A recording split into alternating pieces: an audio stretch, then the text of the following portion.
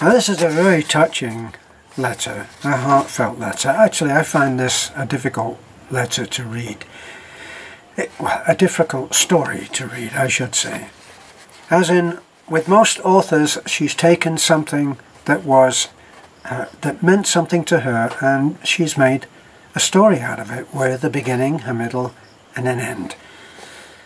So, by Elizabeth Martin, The Unread Letter to My Father. I woke up in the early morning light, my favourite time of day, just before dawn. There is a chill in the air remaining from the night, and I am the only one awake. In the kitchen I get a glass of water from the refrigerator and a piece of bread and return to my room. As I open the door, the alarm on my cell phone is sounding loudly, and I move quickly to silence it to avoid waking everyone. I see it is reminding me not of a time, but of a date. I'm engulfed by a wave of sadness as I realize the date in question is the first anniversary of my father's passing. The time has passed quickly since I lost him, but the hurt remains as sharp as ever.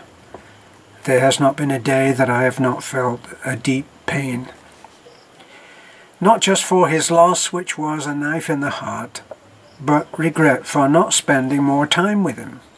I had never told him how much I loved him. Now, alone in my room, I close my eyes and long for sleep. Though the minutes pass by, sleep does not come, and my tears begin to fall. We were protected from the harsh realities our parents faced on a daily basis by the innocence of childhood. As I think back, I realize more and more it was the happiest time of my life. As in a dream, I'm back there playing with my sister, Bewley, in the hills of Bohol, and swimming in the creek. It's my 10th birthday, and my father has taken me to the park, especially to see the butterflies. Stretching their wings as they emerged from their cocoons seemed such a struggle. I feared that one butterfly would not make it and might die. I wanted to help, but my father said, no, it must win its freedom by its own efforts.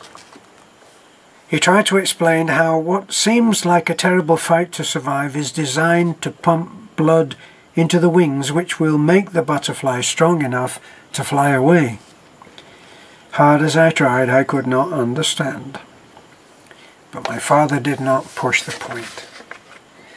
When sleep evades me, I pace the tiny boarding house room, and I find myself holding the handle of the drawer in which I keep things that are very precious to me. It has been a long time since I looked inside, and I open it now with a strangely heavy heart. I spread the papers from the drawer on the bed. There are photos, scrapbook clippings of college memories, and old letters from a high school sweetheart. But I am drawn to the plain white envelope, barely visible among the other paperwork. It's with a pang of remorse that I recognize it as the letter that I wrote to my father the day before he died. He never saw it. My hands tremble as I open the envelope, and I am helpless to stop the flow of tears as I begin to read. Dear Father, it's October 18, 2010. I'm only 2 days away from graduating from university with the degree you always said I could earn. I write to say a heartfelt thank you for all you have done for me. The many sacrifices you made have been instrumental in making this day possible. Without you, I would not have succeeded. You are my father and my best friend, and have always been there for me. No father could be more loving than you, who are truly my guiding light. My dear Tatai, I want you to know that when I faced my biggest challenges, it was by thinking of how you would have acted that helped me to find the way through. Even though you were far away, I always felt you were there at my side. You are my spiritual guide and my measure of what is right and wrong. You have taught me the values that molded me into who I am now. I remember you telling me, there will be those who will enjoy easy success, while others will know the pain of failure. If you fail, don't be afraid. Just remember that every failure brings us closer to success. Whenever I encountered hardship, these words always reminded me that difficulties add spice and challenge to life, which is what makes it good and memorable. When I was a kid, I saw how hard you needed to work to support the family. I know now there were times when you must have felt discouraged, yet you never gave up fighting for us. You always remained optimistic in every aspect of your life. I remember back in high school being so bitterly disappointed when I failed to get in the top 5 in the class. It meant I did not receive a scholarship. You told me that the only real failure is the one from which we learn nothing. You taught me never to quit, that persistence will eventually win the day. Tatai, you were not just my father. You were my constant support and mentor. Do you remember how you told me, don't give up on your dreams, and your dreams won't give up on you? Now I'm on my way to the realization of my goal, and pretty soon you will see me smiling as I receive my award. Thank you for always believing in me. Most of all, thank you, Tatai, for being you. And know in my heart you have been the perfect father for me. Love always, your daughter, Ebeth. As I look out my window, a butterfly settles on my sleeve. It flexes its wings in the warming rays of the sun on this new day. My thoughts are of my day with my father and the lesson of the butterfly, as if he is there by my side.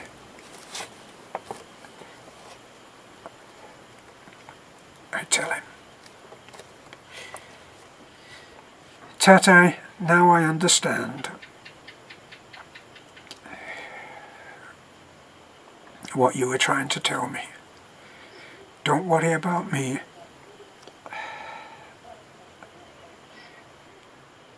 I want you to know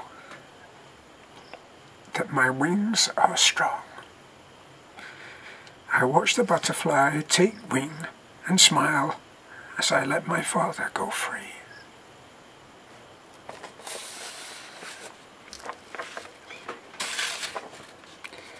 Honey, that's it's not controlled enough. It won't do. That's very good, darling. No, it's not, honey. You have to be, when you're the narrator, you have to be under control. You can't lose control. No, that's very good.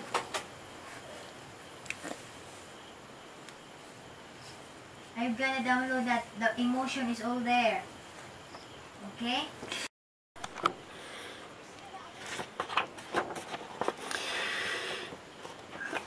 This particular, well, good evening and welcome to A Foreigner in the Philippines. And as I got my glasses on, you know I'm going to read something. And this is a story. Let me see if I can get the lights to stay on. This is a story that I drew from, in some ways, from my own personal experience, and then just the title just began to inspire this story to unfold, which is a lot of how it happens sometimes. So here it is, and this is from the book The Bringer of Light, and that's available on Amazon.com. The soldier. He had been standing to attention for what seemed an eternity. Behind him the palace, dark and silent. It was midnight, and all was well, except he longed for something, without knowing what. Most people would have seen him as being splendid, to be admired. Everything about him was perfect, from his shining bearskin headdress to his gleaming black boots, red tunic with brass buttons and white belt, dark blue trousers with red stripe sharply creased.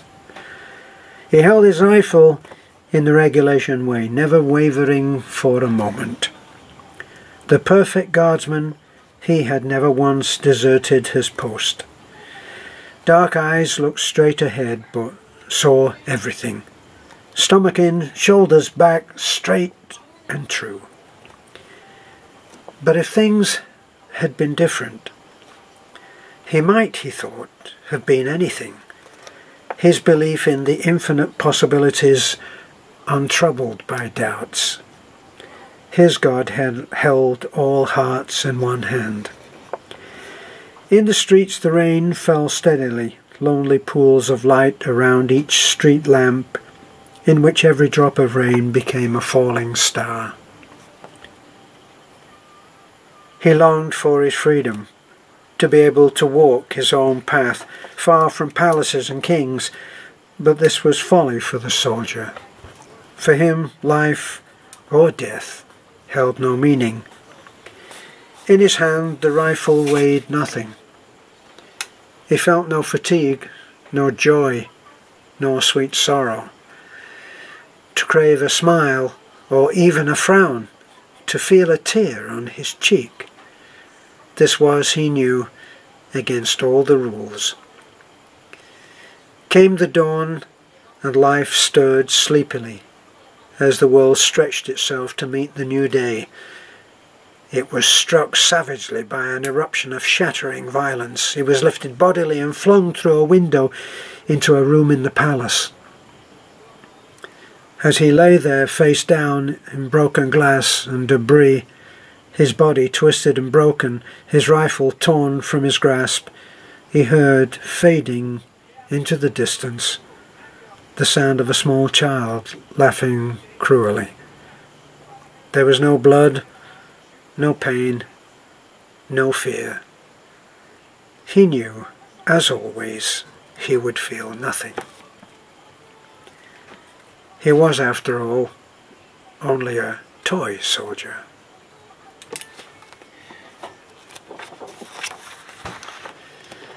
Well, that was something of a change from what the kind of thing that I usually write, The Soldier. So, I hope that this is inspiring you. Sorry, I'm being savagely attacked myself by violent mosquitoes. So thank you for listening. I hope you enjoyed that. You can find this little thing that I've written in The Bringer of Light, which is on sale on Amazon.com under my pen name, which is Terence Flannery. Bye for now.